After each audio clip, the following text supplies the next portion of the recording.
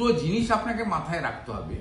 এক তো সামগ্রিকভাবে যারা তৃণমূলকে সরাতে চায় তারা খুব উৎসাহিত, আর মমতা ব্যানার্জি তার লোকেদের দিয়ে যতই কংগ্রেসকে অ্যাটাক করুক না কেন, বিহারে মূল মহাগঠবন্ধন বা যাই বলুন, এখন কি আছে জানি না, ঘণ্টবর্ধন, তা এখন তার প্রধান শরিক হচ্ছেন, বড়দা হচ্ছেন আরজেডি, লালু প্রসাদ যাদব, তেজস্বী যাদব, রাবড়ি যাদব ইত্যাদি ইত্যাদি।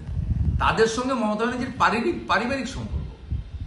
এই হার শুধু আরজেডির হার নয়, এটা মমতা ব্যানার্জির ব্যক্তিগত হার। কংগ্রেস তো 61টাতে লড়েছে, কংগ্রেসের তো করুণ অবস্থা। রাহুল গান্ধী এখন অব্দি 95 বার হারলেন মোট তার নেতৃত্বে। তা কংগ্রেস তো নেই, সাইনবোর্ড হয়ে গেছে, ছেড়ে দেন একদম। এখানেও 1%-এর নিচে নেমে যাবে, নোটার নিচে নামবে, অস্তিত্বহীন পার্টি। কিন্তু মমতা ব্যানার্জির লোকেরা যে বলছে কংগ্রেস বিজেপিকে রুখতে পারে না, ভুল কথা। ওখানে বিজেপি এবং এনডিএ কে রোখার দায়িত্বটা নিয়েছিলেন তেজস্বী যাদব। তেজস্বী যাদবদের যে যাদব ফ্যামিলি, মমতা ব্যানার্জির মতো একই কালচারে তারা করেন। পরিবারবাদ, তোষণ, দুর্নীতি দুটোতে সেম। এদের সবাই পারিবারিক সম্পর্ক। এই হারটা মমতা ব্যানার্জির ব্যক্তিগত হার।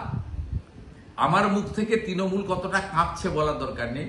দুপুরের পর থেকে ওদের সোশ্যাল মিডিয়াতে, প্রেস মিডিয়াতে বাইটগুলো দেখলেই বোঝা যাবে তারা ড্যামেজ রিপেয়ার করতে চাইছেন। এবং আপনি জেনে রাখুন, মমতা ব্যানার্জির তো ঘরের ভিতরের খবর থাকে।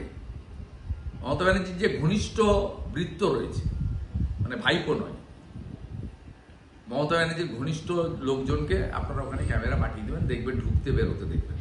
সন্ধ্যাবেলা তিনি এটা নিয়ে সলা পরামর্শ করবেন, শোক সভা করবেন, শোক দিবস উদযাপন করবেন, ইত্যাদি ইত্যাদি করবেন।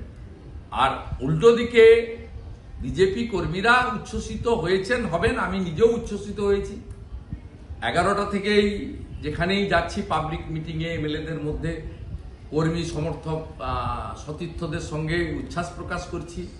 গেরুয়া আবির তারা আপনার গালে কপালে লাগাচ্ছে, নিচ্ছি, মিষ্টি দিচ্ছি, মিষ্টি খাচ্ছি, সব করছি। কিন্তু এর থেকেও বড় কথা দুটো সিগনিফিকেন্ট। পরিচ্ছন্ন ভোটার তালিকা এসআইআর এর পরে প্রথম নির্বাচন হলো ভারতবর্ষের মধ্যে বিহারে, আর দ্বিতীয় হলো অপারেশন সিঁদুরের পরে যারা বহু অভিযোগ তুলেছিলেন।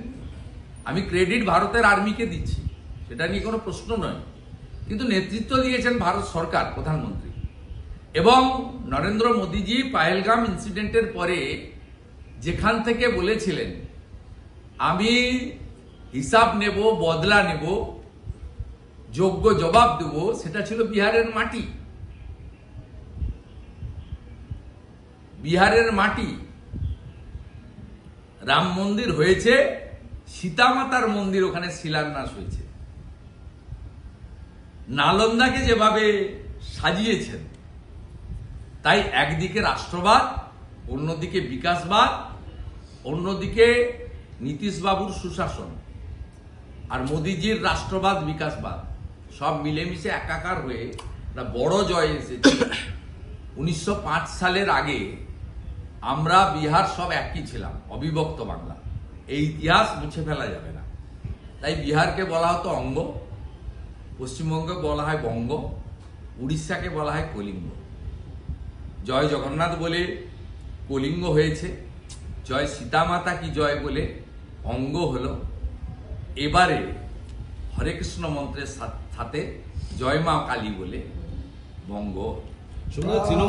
কোনো ফ্যাক্টর হলো না, হতে পারে না। এটা ফেরেববাজদের কোম্পানি, চিটিংবাজি করে বেরিয়ে গেছে। এখন উনি সরাসরি ওই কোম্পানিতে নেই, আরেকটা এখানে ব্রোকার আছে প্রতীক জৈন। এর অবস্থাও 26 সালে একই জিনিস। খবর দেখতে সাবস্ক্রাইব করুন বাংলা হান্টের ইউটিউব চ্যানেল। বাংলা হান্টের আরো খবর দেখতে নজর রাখুন। বাংলা খবর মানেই বাংলা হান্ট।